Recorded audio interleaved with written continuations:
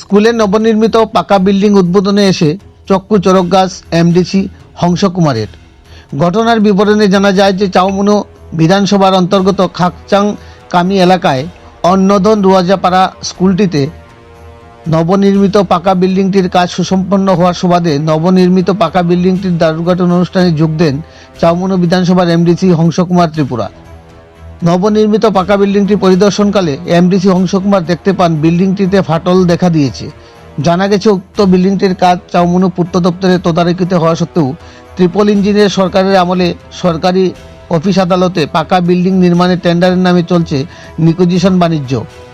এই এলাকায় কান পাতলে শোনা যায় ওই ধরনের নিকুজিশন বাণিজ্যে চলছে বহাল তবিয়তে, তাও আবার চাউমুনো বিধানসভার বিধায়ক শম্ভুলাল চাকমায়ের জ্ঞাতসারে।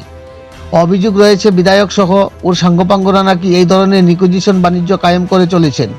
কাজটিতে মোট ব্যয় করা হয়েছে প্রায় 2 কোটি টাকারও অধিক। এত বিশাল পরিমাণ টাকা ব্যয় করে অট্টালিকা পাকা বিল্ডিং বানানো সত্ত্বেও উদ্বোধনের পূর্বেই ফাটল ধরাতে দায়িত্বপ্রাপ্ত ঠিকাদার সংস্থা সহ তদারকিতে থাকা সংশ্লিষ্ট দপ্তরের খামখেয়ালিপনার চিত্রই পরিস্ফুটিত হয়। এখন দেখার বিষয় এমডিসি হংসকুমার ত্রিপুরার নজরে বিষয়টি আসাতে তিনি কি পদক্ষেপ গ্রহণ করেন। চৈলেংটা প্রতিনিধি রিপোর্ট, শ্যামলী ত্রিপুরা।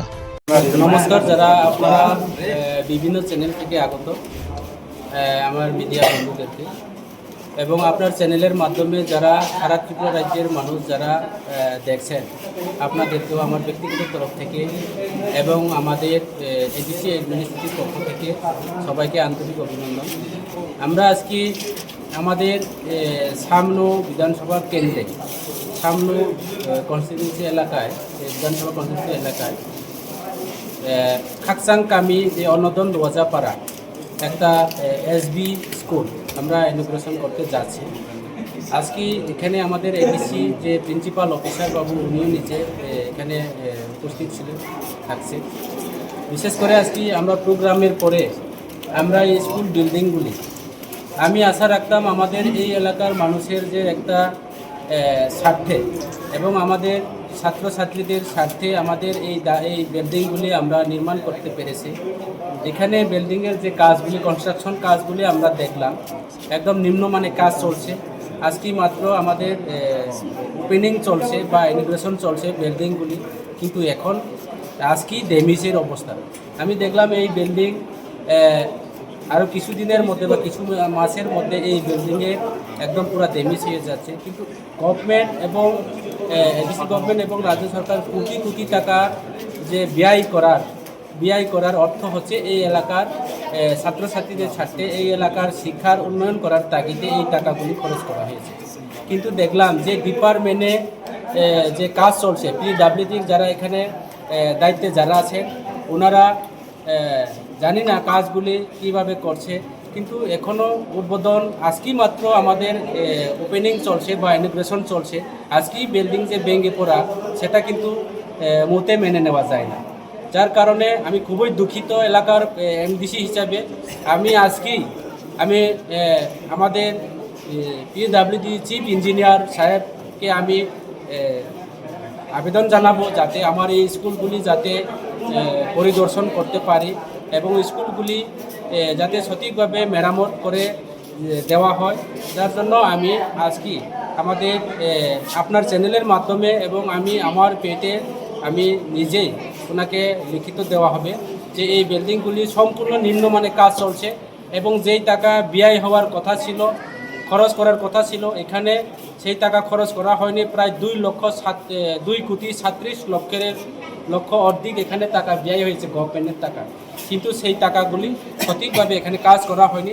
যার কারণে সেটা জ্বলন্ত প্রমাণ। সমস্ত বিল্ডিং নিচের থেকে একদম ফ্লোর একদম 2 তলা পর্যন্ত সব একদম ভেঙে চুরমার হয়ে যাচ্ছে। প্লাস্টার আপনি নিশ্চয়ই দেখছেন হাত দিয়ে তুলতে সক্ষম হয়েছে। এক কথায় বিল্ডিং উদ্বোধনের আগে ড্যামেজ হয়ে যাচ্ছে।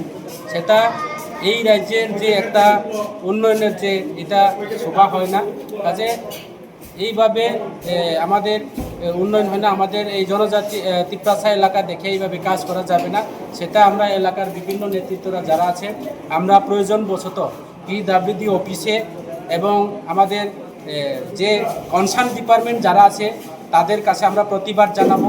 আজকের মধ্যে আমরা এসডিও সাহেবের সঙ্গে আমরা সাক্ষাৎ করব এবং চিফ ইঞ্জিনিয়ারের কাছে আমরা চিঠি লিখবো, কাজে পিডব্লিউডি এক্সিকিউটিভ ইঞ্জিনিয়ারের কাছে আমরা চিঠি লিখবো কেন এইভাবে নিম্নমানের কাজ করা হচ্ছে। আমি জানি না কে বা কারা এখানে কাজ করছে, সেটা আমি জানি না, কিন্তু এই কাজগুলি বিল্ডিং নির্মাণ করার জন্য আমি নিজেই সেখানে প্রপোজাল দেওয়া হচ্ছে, কিন্তু এই যে বিভিন্ন চিন্তা ভাবনার মাধ্যমে প্রপোজাল দেওয়ার পরও এবং বিল্ডিংয়ের কাজ হওয়ার পরেও সরকার কোটি কোটি টাকা ব্যয় করার পরও কেন এইভাবে কাজ চলছে সেটা ডিপার্টমেন্ট জবাব দিতে হবে।